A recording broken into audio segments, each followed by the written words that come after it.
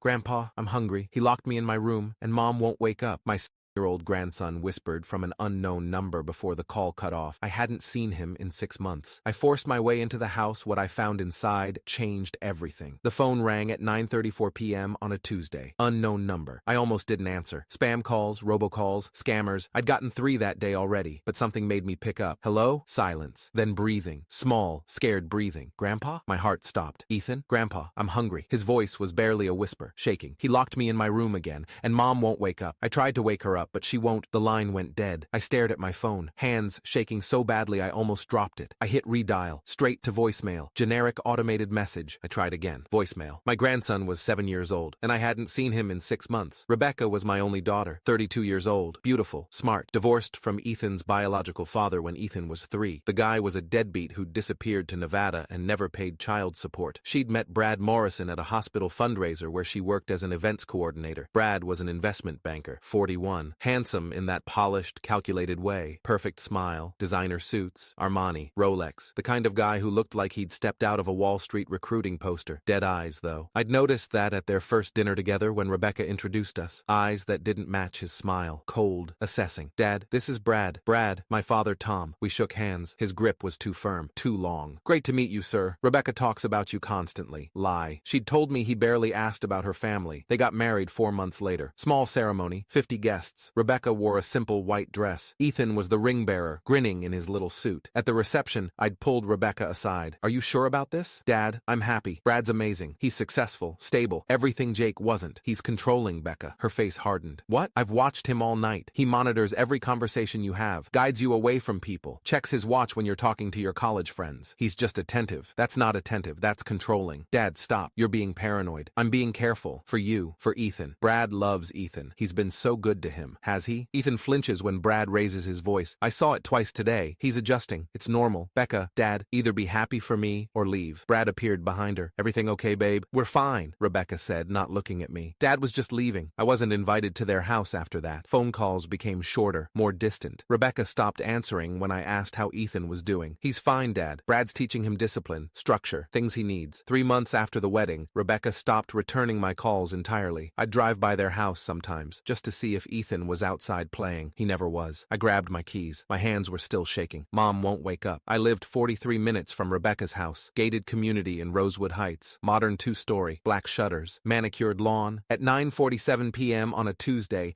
I made it in 29 minutes. The driveway was empty. No BMW. No Mercedes. Every window was dark. I pulled up to the curb, ran to the front door, and pounded with my fist. Rebecca! Ethan! Nothing. I rang the doorbell. 6 times. 7. Nothing. I walked around to the back. Motion lights flickered on. The kitchen window was cracked open, maybe 2 inches. I pushed it, slid up another 6 inches, then stuck. I pushed harder. The screen popped off, clattered to the ground. The window opened. I climbed through, knocked over something, a plant, water spreading across the counter, landed hard on the kitchen floor. The smell hit me immediately. Rotten food, garbage that hadn't been taken out, something else underneath, sweet, chemical. Ethan, I called. Silence. Rebecca, then faintly, from upstairs. Grandpa? I ran. Through the kitchen, past the living room where toys lay scattered, up the stairs 2 at a time. Ethan's bedroom was at the end of the hall. The door had a padlock on the outside. A fucking padlock on a 7-year-old's bedroom door. Ethan, buddy, stand back from the door. Okay. I kicked. Once. The door shuddered but held. Kicked again. The frame cracked. Third kick. The wood splintered. The lock tore free. The door swung open. Ethan stood in the corner of his room, clutching a stuffed dinosaur. He was thin. Too thin. His SpongeBob pajamas, the ones I'd bought him for Christmas 8 months ago, hung off his frame. His face was pale. Circles under his eyes. Hair greasy and unwashed. Grandpa? He ran to me. I caught him. Lifted him. He weighed almost nothing. When did you last eat, buddy? Yesterday, I think. He said I was being bad. He took my dinner. My vision went red. Where's your mom? Her bedroom. She won't wake up. I tried. I shook her and everything, but she just... His voice cracked. I carried him down the hall. Rebecca's bedroom door was open. She lay in bed, on her back, still, too still. Empty pill bottles on the nightstand, 3 of them. Xanax, Ambien, something else I couldn't read in the dark. A vodka bottle on its side on the floor. Empty. I set Ethan down. Stay in the hallway, okay? I checked Rebecca's pulse. Faint. Barely there. Her skin was cold. Ethan, I need you to call 911. Can you do that? He nodded, pulled a phone from his pajama pocket. Not his phone, not a kid's phone. An iPhone. Expensive. In a black case. Where'd you get that? I found it. In his office. He doesn't know. Smart kid. Ethan dialed. His hands were steadier than mine. 911. What's your emergency? My mom won't wake up, Ethan said, voice small. My grandpa says we need help. I took the phone, gave the dispatcher the address, told her possible overdose, unconscious female, breathing but unresponsive. Ambulance is 7 minutes out, she said. Stay on the line. I stayed, checked Rebecca's breathing again. Shallow, labored, but there. Ethan stood in the doorway, clutching his dinosaur, watching. Is mommy going to die? Nobody. The ambulance is coming. They're going to help her. The paramedics arrived in 6 minutes. 2 of them. Young guy, maybe 25. Older woman, probably 45, with gray streaks in her ponytail. Daniel Cooper, paramedic, 8 years with Sacramento Fire, the guy said. This is Lynn Ramirez, 15 years. What happened? I explained. The call. Finding Ethan locked in his room. Finding Rebecca unresponsive. Lynn checked Rebecca's vitals. Pulse is 42. Respirations shallow. Probable overdose. We need to transport now. They loaded Rebecca onto a gurney. Started an IV. Oxygen mask over her face. Ethan watched, silent, gripping my hand. A police officer arrived as they were carrying Rebecca down the stairs. Young, maybe late 20s. Name tag, Officer Jason Park, Sacramento PD. Sir, I'm going to need to ask some questions. I told him everything. The call from Ethan. The locked door. The padlock. The state of the house. Park's expression hardened. Where's the child's stepfather? Brad Morrison. Business trip, supposedly. That's what my daughter told me last week. Park walked upstairs. Took photos of the broken door. The padlock. Ethan's room. He came back down. Your grandson needs to stay with someone tonight. We're opening an investigation. Child Protective Services will contact you within 24 hours. He's staying with me. That's fine. I'll need your contact information. Park wrote everything in a small notebook. One more thing, Park said. Does your grandson have any injuries? Bruises? I looked at Ethan. Buddy, can you show Officer Park your arms? Ethan held out his thin arms. Bruises. Finger-shaped bruises on both biceps. Yellowing, maybe 4 or 5 days old. Park photographed them. Anywhere else? Ethan pulled up his shirt. More bruises on his ribs, his back. Park's jaw tightened. He photographed everything. We're going to need a full medical exam, he said quietly to me. Tonight, at the hospital. St. Luke's emergency room, 11:47 p.m. Rebecca was in surgery, stomach pumping. They'd told me she'd taken enough benzodiazepines and alcohol to stop her heart. Another hour, and she would have been dead. Ethan sat beside me in the waiting room, eating a turkey sandwich a nurse had brought him. He ate slowly, carefully, like someone who'd learned not to waste food. Ethan, when did this start? The locked door? He swallowed. 2 months ago. He said I needed to learn discipline. Did he hit you? Ethan nodded. Small, tight nod. When I was bad. When I talked too much or made noise or his voice got smaller. Or when he was mad at mommy and I tried to help her. My hands clenched. Did your mom know? About the locked door? She cried the first time, asked him to stop. He said she was too soft, that I needed a man to teach me respect. What else, buddy? Tell me everything. Sometimes he wouldn't let me eat dinner. Said I was getting fat and wasting his money. Mommy would sneak me food later, but Ethan's eyes filled with tears. But then he found out and he got really mad. I pulled Ethan close. He buried his face in my shoulder and cried. A doctor appeared. Older woman, 50s, with gray hair pulled back. Dr. Patricia Nguyen, according to her badge. Pediatrics, 28 years. You're Ethan's grandfather? Yes. I need to examine him. It'll take about 30 minutes. I stayed. Dr. Nguyen was gentle, thorough. She checked every bruise, measured his weight. 71 pounds, she wrote down. He should be closer to 82 pounds for his age and height. He's lost significant weight. She checked his arms, his legs, his back. These bruises are consistent with grabbing, restraining, adult hand patterns. She photographed everything. I'm required to report this to Child Protective Services. Please do. My phone rang at 12:53 a.m. Unknown number. I answered. This is Brad Morrison. What the hell is going on? I've got 6 missed calls from the police. Your wife tried to kill herself. Your stepson was locked in his room, starving. That's Rebecca's being dramatic. She does this for attention. She's in ICU. They pumped her stomach. She nearly died. Silence. And Ethan was locked in his room with a padlock. Bruises on his arms. No food. I don't know what you're talking about. There are photographs, Brad. Police documentation. Medical records. Ethan told them everything. That kid is a liar. He called me from your phone. The one you left in your office. More silence. The police want to talk to you. I'd get a lawyer. You can't. I hung up. Brad showed up at the hospital at 8:14 a.m. Armani suit. Rolex. Hair perfectly styled. He tried to go to Rebecca's room. A nurse stopped him. I'm sorry, sir. Mrs. Morrison has requested no visitors except her father. I'm her husband. I understand, but get out of my way. Security arrived. 2 guards. Sir, you need to leave. Brad pulled out his phone. Do you know who I am? I'll have all of you fired. Sir, you need to leave now or we'll call the police. Brad saw me then, standing near the nurse's station with Ethan. He walked toward us. Move, he said. No, that's my son, stepson. And Officer Park issued a temporary restraining order last night. You're not allowed within 500 feet of Ethan or Rebecca. That's bullshit. The security guards moved in. Sir, final warning. They escorted Brad toward the exit. He was yelling the entire way. Ethan pressed against my side. Is he going to take me back? No, buddy, never. 2 days later, Rebecca woke up. I was sitting beside her bed when her eyes opened. She looked around, confused, saw the IV lines, the monitors, then she saw me. Dad, hey sweetheart. Tears spilled down her face. Where's Ethan? With me. Safe. Is he okay? He's going to be. She closed her eyes. I'm so sorry. Tell me what happened, Becca. I couldn't take it anymore. Her voice was broken. Brad changed after we got married. He was controlling, angry. He said Ethan needed discipline. Real discipline. He locked Ethan in his room. She nodded. I tried to stop him. He said I was being hysterical, that I didn't know how to raise a boy. Did he hit Ethan? Yes. The word came out like a sob. I tried to protect him. I tried to leave. Brad said if I took Ethan, he'd fight for custody. He'd tell the court I was unstable. He'd make sure I never saw him again. So you stayed. I tried to protect Ethan, but Brad just got worse. He'd lock him in his room for hours. He'd withhold food. You started drinking. I couldn't see a way out, so I wanted it to stop. A nurse entered. Emily Ross, RN, according to her badge. While the nurse worked, two people appeared in the doorway. Detective Maria Santos, late 40s, Latina, sharp eyes. 17 years with Sacramento PD, Family Crimes Unit. Detective Kevin Walsh, older, maybe 55, graying hair, 22 years. Mrs. Morrison, we need to ask you some questions, Santos said. Rebecca nodded. They recorded everything. The locked door, the withheld meals, the bruises, the threats, Brad's control over their finances, how he'd isolated her from friends and family. Walsh took notes, page after page. We arrested Brad Morrison this morning, Santos said when Rebecca finished. He's being charged with child endangerment, child abuse, unlawful imprisonment, and domestic violence. Rebecca's eyes went wide. What? Your son's medical records, the photographs, his testimony, your testimony. It's more than enough. What happens now? Preliminary hearing, then trial. You'll need to testify. I will, Rebecca said. Whatever it takes. 3 weeks later, the trial began. Brad's lawyer tried to make a deal. Plea bargain. Reduced charges. The prosecutor, James Hartley, deputy DA, 19 years, refused. We have documented evidence of systematic child abuse. We're going to trial. The trial lasted 4 days. The courthouse was packed. Reporters, Brad's colleagues, Rebecca's friends. Brad sat at the defense table in a charcoal suit, stone-faced. Day 1. Medical testimony. Dr. Nguyen described Ethan's condition, the bruises, the weight loss. In my 28 years as a pediatrician, I've seen hundreds of abuse cases. This is among the most calculated. Day 2. Police testimony. Officer Park described the scene, the locked door, the padlock. Detective Santos presented photographs, videos, documentation. Day 3. Rebecca's testimony. She described the marriage, the escalating control, the abuse, the threats. Brad's lawyer tried to paint her as unstable, unreliable. Prosecutor Hartley presented her medical records, showed that before Brad, she'd had no history of substance abuse. She was driven to a suicide attempt by systematic psychological torture, Hartley said. Day 4. Ethan's testimony. 7 years old, small, scared, but brave. He sat in the witness box, feet not touching the floor. Hartley asked gentle questions. Ethan described the locked room, the hunger, the fear. He said if I told anyone, he'd send me away. The jury listened. Several looked like they wanted to cry. The jury deliberated for 97 minutes. Guilty on all counts. Brad's face went white. Sentencing was immediate. Judge Amanda Reyes, 26 years on the bench, looked at Brad with undisguised contempt. Mr. Morrison, you present yourself as a successful businessman, a man of standing. She paused. But you're nothing more than a child abuser who locked a 7-year-old in a room and left him to starve. Brad opened his mouth. Judge Reyes raised a hand. I've reviewed the evidence. What you did to that child is monstrous. She looked down at her notes. I'm sentencing you to 12 years in state prison. No possibility of parole for the first 8 years. Brad's colleagues in the gallery shifted, whispered. Judge Reyes leaned forward. Your firm called this morning. Morrison and Whitfield has terminated your employment. They've also initiated an internal investigation. Brad's face went gray. Your assets are frozen pending civil litigation. The preliminary estimate is $4.2 million in damages. She slammed the gavel. Bailiff, remove the defendant. 2 officers moved in, put Brad in handcuffs. As they led him past our row, I stood up, leaned close enough that only he could hear. Ethan called me from your personal cell phone, I whispered. The one you thought you'd hidden. The police found 23 text messages to your executive assistant. Brad's eyes went wide. They also found the wire transfers, $470,000 to the Cayman Islands. Embezzlement adds another 5 years. The officers pulled him away. He looked back once, face full of rage, helplessness. Then he was gone. Outside the courthouse, reporters swarmed. Cameras, microphones. I held Ethan's hand. Rebecca stood beside us. Mr. Wilson, how does it feel to see justice served? A reporter called. I looked at Ethan, at Rebecca, at my family, safe and whole. It feels like we can finally breathe, I said. We walked to the car. Ethan looked up at me. Is he really gone, Grandpa? Yeah, buddy, he's really gone. Good. I squeezed his hand. We drove home.